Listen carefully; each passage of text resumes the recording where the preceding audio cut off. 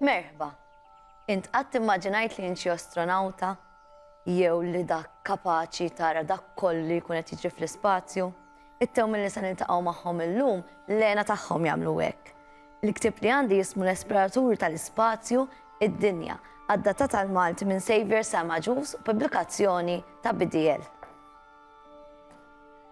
It-tewmin Daisy u Darren kienu eċitati ferm. Illum kienu sejrin għand in-nannu. Huma kienu jħobbuh lin-nannu, imma llum l-aktar li rridu jaraw kien it-teleskopju ġdid f'Jamant li xtara. It-teleskopju kien ħdejn it-tieqa l-kbira ta' fuq il-bejt. Kienu semgħu li dan kien teleskopju kbir ħafna. Bih setgħu jivvjaġġaw lejn l-ispazju sempliċiment billi jħarsu minn ġa fih.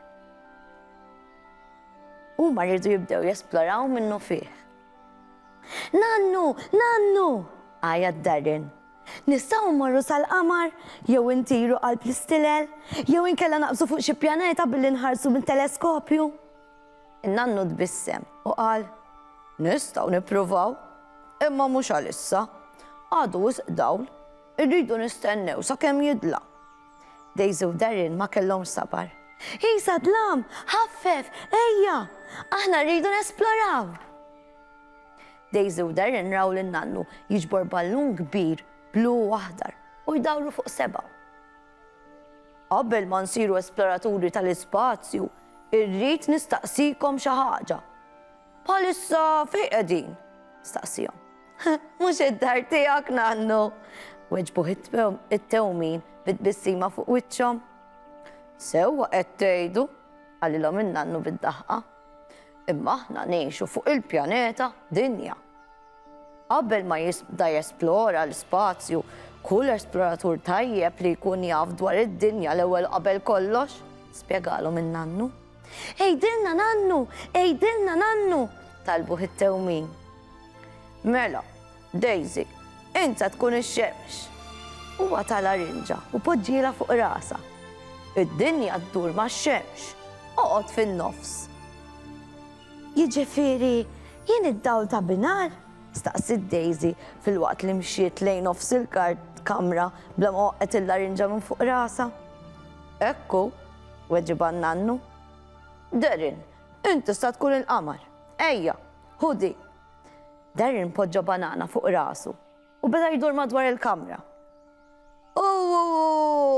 Naqqas qamar. Int suppost iddur mad-dinja. Mela oqgħod qrib tiegħi, qallu n-nannu. Int, il-lejl. Meta d-dinja tkun ħden Daisy, jiġifieri ħdejn ix-xemx, tkun sħuna. Meta tkun il-bogħod mix-xemx, tkun kiesħa. In-nannu dar dawra ma' Daisy fil-waqt li prova ma jaqax f'Darren li kien da xejn eċitat iżżejjed. Għax jien jew aħjar id-dinja tkun la ġenba. Il-postijiet li huma l-qreb tax-xemx jinħassu sħan, fil-waqt il-postijiet li huma aktar il-bogħod jinħassu kesħin. Id-dinja ddur fuq anfisha, fil-waqt li ddur max-xemx. B'hekk għandna l-istaġuni, spjegalhom in-nannu. Darren beda jqaxxar il-banana fil-waqt li Daisy bdiet tħares lejh, tipprova ma titħax. Jiġifieri, meta fuq din in-naħa tad-dinja tkun ix-xitwa, fuq in-naħa l-oħra jkun is-sajf, staqsit Daisy. In-nannu waqaf idur għax kien donnu beda jistordi. Ekku, Daisy, id-dinja segwi passaġġ madwar ix-xemx u l-qamar idur madwar id-dinja.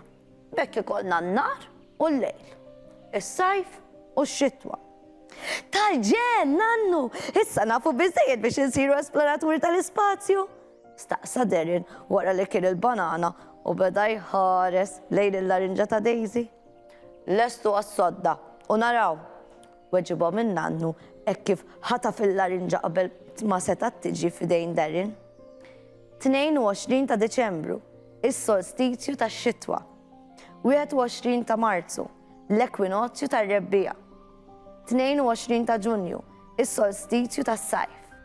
23 ta' Settembru, l-ekwinozzju tal-ħarifa. It-tewmien ma kellhomx sabar. Ħaslu snienhom bħalma jagħmel kull esploratur tal-ispazju u telgħu jiġru għal fuq il-bejt. In-nannu kellu għedhom, jista' jkun hemm xi ħaġa speċjali tistennihom. Huwa qalilhom itellgħu xi ħaġa xi naqru għal waqt l-esplorazzjoni tal-ispazju. kien se jkun lejl twil. Wara kollox. Xkurzita qabditni. Allura tgħid x'kienet din il-ħaġa speċjali li n-nannu kellhom jistennihom għal daw it-tewmien fuq il-bejt.